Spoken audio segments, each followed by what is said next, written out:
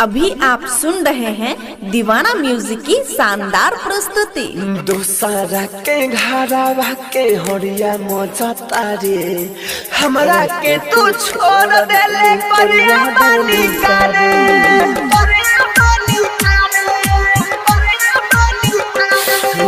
हमरा प्यार में कमी बोल तू कौन पावता रे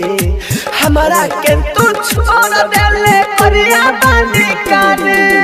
डीजे मनीष रक्सौल। दूसरा के घरवा के हरिया मजा तारे हमरा के तू छोड़ देले करिया बानी करे हमरा के तू छोड़ देले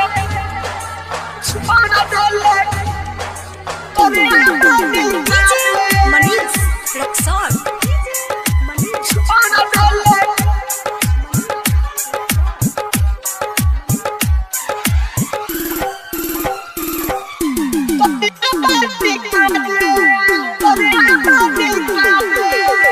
दूसरा के संगे जाके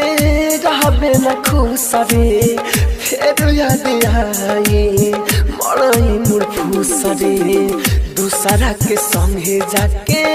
रहबे न खुश रे फिर याद आई मरई मोर फूस रे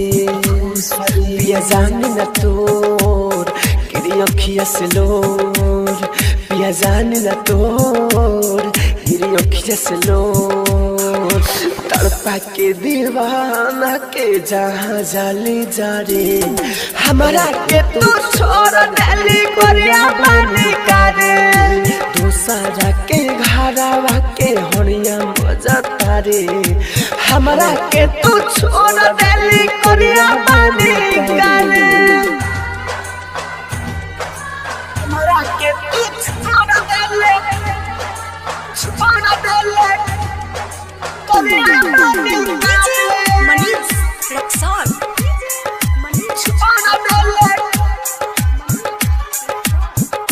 Presented by Unique Films।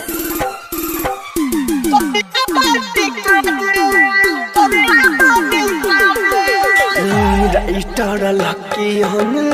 खुश नहीं रखी हमारा से फंसत अब बिया तोरे सखी राइटर लकी हम खुश नहीं रखी हमारा से फंसत अब बिया तोरे सखी